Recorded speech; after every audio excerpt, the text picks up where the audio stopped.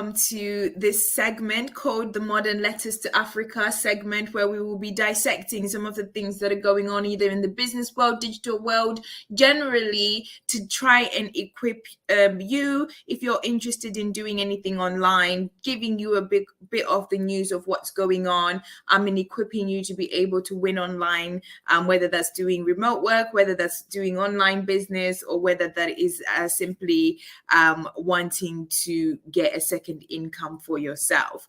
Now, today I want to dive into a report that was released by Statista. So Statista are a company who do a lot of data research. They do offer a lot of reports. You can either get their information for free or you can subscribe to it. Fortunately, this is one of the things that they have given out for free, and I think it's quite extensive. And if you are someone who's thinking specifically about selling products online, you want to be knowing this information as much as possible. Apologies if you cannot hear me. So hopefully now you can hear me. Brilliant. Okay, so if you can hear me, thank you for letting me know that you couldn't hear me. So hopefully now you can. But yeah, today I want to dive in, and I do want to make this very, very, very, very quick and fast. Thank you. I'm going to make it very quick and very fast because, again, if you missed it because you couldn't hear me properly, I'm just going to quickly go into a recent report that came out by Statista.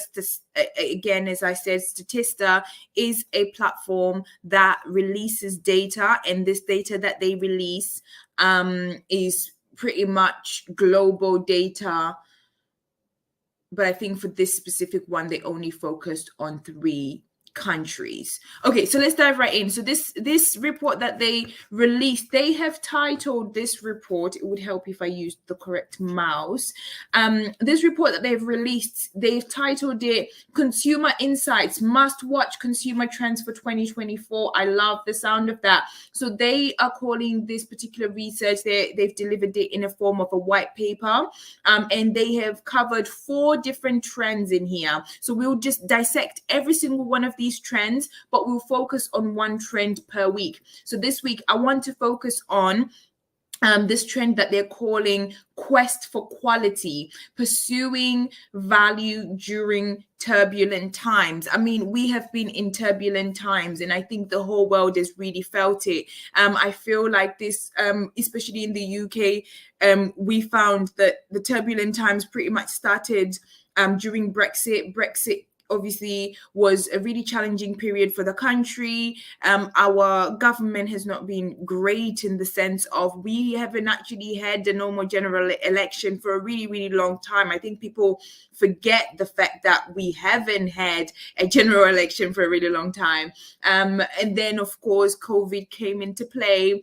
There was initially there was a recession, and then now we've gone into inflation. There's just so many things that are happening right now that, I mean, if it's affecting the UK, you can imagine other countries that are a little bit less developed that it is affecting. So I think it's really important to keep that in mind when you're thinking about selling products online. Okay, so generally people don't and no longer have disposable income to be able to buy whatever it is that they want all the time. However, people, according again to this research, and I absolutely agree with this, I've definitely seen this happening more and more from a marketing point of view. I've seen this happening quite a lot, where you've got people who are willing to spend a bit more money because what they're doing is they want to spend for quality products. So what is it saying? Let me just have a read through of what it's talking about, or some of their findings when it comes to the cost of living crisis. So this is what it says. Almost 20% of consumers express concerns about their ability to cover essential bills.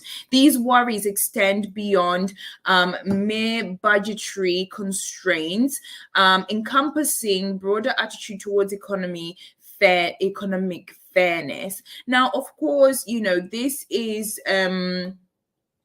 this is actually talking more so about the US, Germany, and the UK. Now, they consider these countries to be developed countries, and those countries are really struggling during this period of time. And I think one of the things that's been really clear here as well is the generational impact that they also highlight. So it's not just that we're in a economical crisis, but we're seeing different age groups respond differently. So they're seeing Gen Z responding differently to the millennials, versus to the Gen X versus to the baby boomers. Now, if you don't know what any of this means, do not worry, because I feel like half the time, majority of the people that use these terminologies are making up what year it actually starts and begins from, starts and ends from. That was like the same thing twice.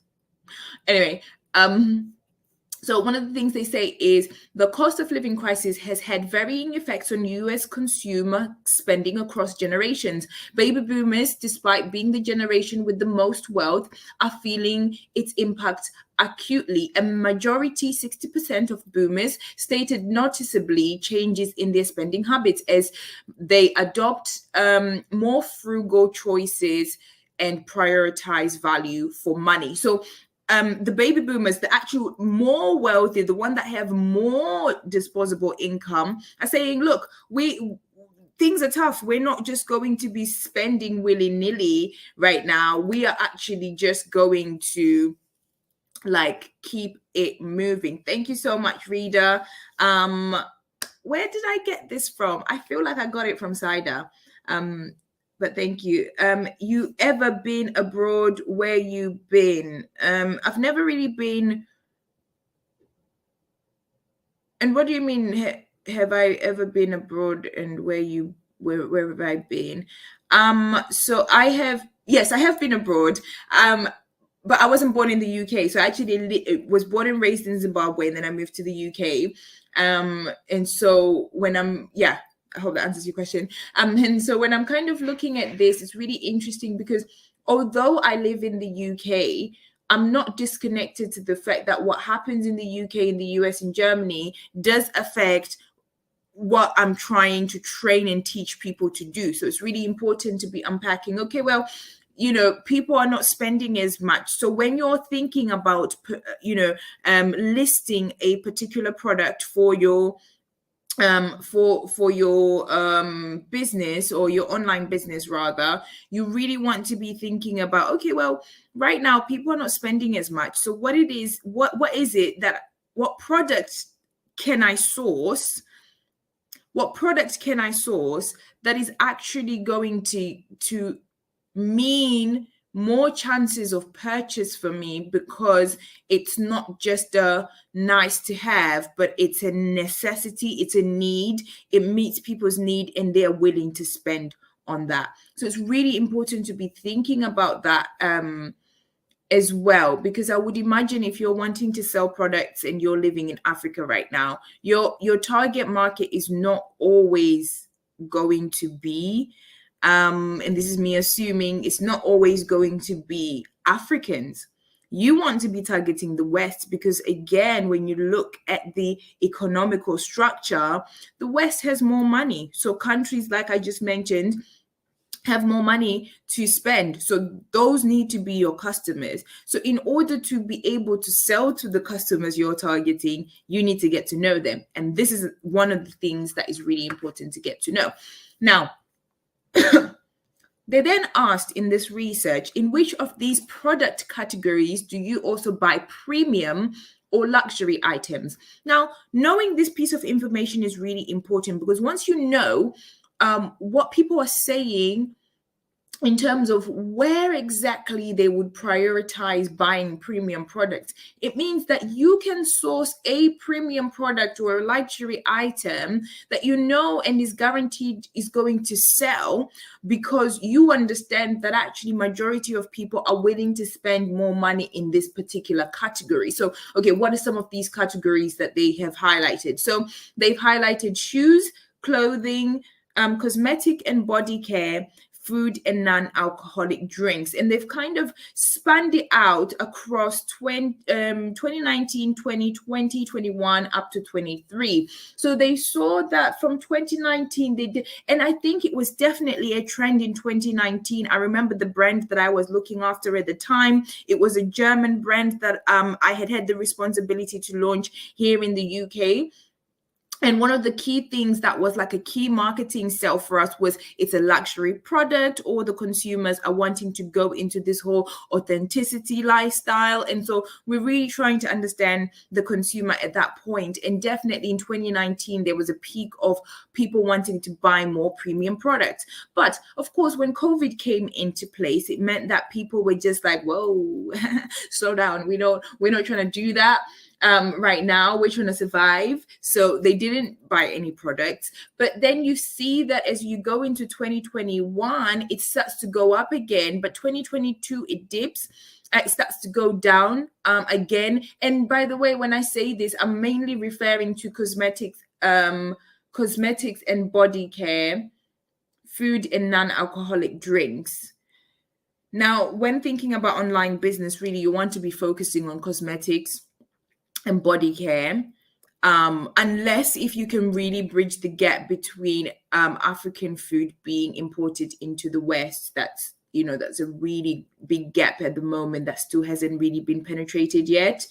And so cosmetics and body care, food and non-alcoholic drinks, they definitely saw a dip in 2020, started to see a rise in 2021, but saw a little bit of a dip in 2022, but it wasn't as bad as 2020. Then we start to see a rise again in 2023. So what is this? I'm obviously referring to the graph I'm looking at right now, but what is this actually telling us? What it's telling us is pretty much that people are having up and down when it comes to cosmetics and body care. And I'll just focus on that. When it comes to buying luxury products in that category. And so now it's on the rise, but you want to sell luxury products when they're on the rise, and then maybe you can sell another product when that dips again, because it seems excuse me, it seems to me, depending on how the economy is doing, or depending on how things are doing, people are willing to compromise on their cosmetic and body care. So when things are good, people are willing to spend more. When things are not good, people are willing to spend a lot less. So that's really interesting. And then clothes and shoes are quite high up. So people will still buy premium clothes quite consistently. Actually, they've been buying, at least 35% have been buying premium clothes and shoes. Actually, shoes is actually a bit higher. People are willing to spend more money on shoes. That's really interesting.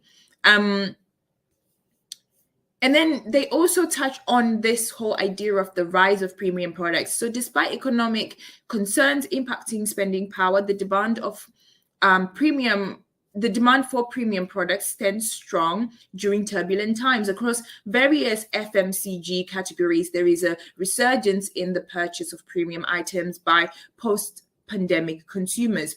When consumers do spend, they prioritize premium quality and products that offer lasting value. This shift coincides with a decline in consumers favoring low prices as the main purchasing factor, except for bags and accessories. It's really interesting. Really, really interesting. Okay, so for which of these products is a low price important? Very high on is clothes. People are willing to spend a lot less in clothes. And then they also touch on this fact that there is now this thrift revolution. So LK Barnett, I don't know, LK something. What they do actually really well, or a trend that they started, a girl that I went to university with actually works for this particular thing they do. And I think it's linked in with something called Buy Rotate.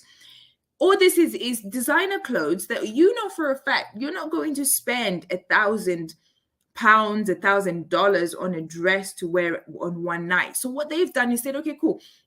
We know that the fashion industry is kind of declining when it comes to the more high-end products. Not a lot of people are trying to buy couture every day. At least a huge percentage are not going to buy couture anytime soon, right? So what they've done is they will take their clothes, which personally I think that they're using sample clothes. Like, I feel like they use the samples that they would usually send to charity, and they say, yeah, you can borrow this, you can wear this for whenever. So that is something that they're trying to do for sure. But they started this thing where obviously you can borrow the clothes, you can pay for it. Maybe let's say you might pay, I don't know, like £40 for however long you have it for, and then you return it. But they say here, really interestingly, boutiques, flea markets, and brands with secondhand offering will be beneficiaries as customers seek quality at affordable prices in the pre-owned market. So people are willing to buy secondhand items now. Like, it used to be a taboo. If you ever said that you got your clothes from charity shop or from the black market, like, people are going to be looking at you sideways. But it seems the Western consumer is definitely embracing this, and actually buying secondhand is gaining popularity in these countries actually. So South Korea is one of them. I'm really surprised. Spain, Brazil, Mexico, Germany, France, US, UK. So if you're wanting to dabble into that sort of thing, I would really encourage you to be thinking about that, to be thinking about like offering secondhand products. Okay, so to summarize, we have spoken and dissected this first section about this consumer who is wanting to keep the price low, but not only limited to just keeping the price low as well. They want a good quality product. There's some things that they're willing to pay for premium for. There's some things they just don't think is necessary to be spending that much money for in the current economical climate that we're currently in. So let's summarize the way that they have summarized it, because I think they've done this really, really well. Because what they've done is they've given what are the strategies for success that you can tap into that are going to be really useful for you. So prioritize premium offerings, invest in the development and promotion of premium products, and emphasize quality and longevity.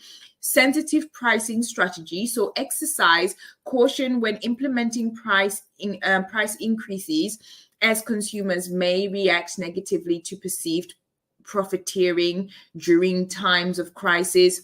Tailor to generations, differentiate marketing strategies to suit the distinct habits of each generation.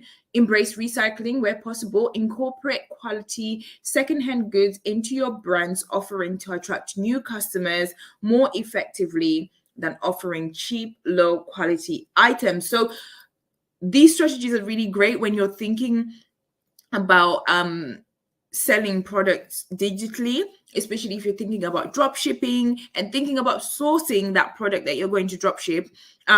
Think about some of these little nuances that come into play when you're thinking about offering your product or selling a product online. Okay, so that has been part one of this report that came out by Statista called the Must Watch Consumer Trends for 2024. And yeah, I am looking forward to unpacking more of this with you in the next episodes as well, in the next sessions as well, because the next ones that we're going to look at is trend 3, well, trend 2, because we only done 1. Ethical spenders, so we'll look at sustainability and how that's impacting the way that people are purchasing products. We'll look at Zen enthusiasts, that's a new word, and it's a very tricky word to say. A new prescription for stress relief. A lot of people are stressed these days. They need things to relieve them from their stress. And then also data advocates. So trust in sharing data for personalization. So of course, right now, one of the key things that we're seeing is the fact that data is king. I also know a company that actually has a slogan, data is the new oil. Because data is so powerful right now. So we'll look into all of that. Do tune in into the next episodes as well. And yeah, I will see you another time.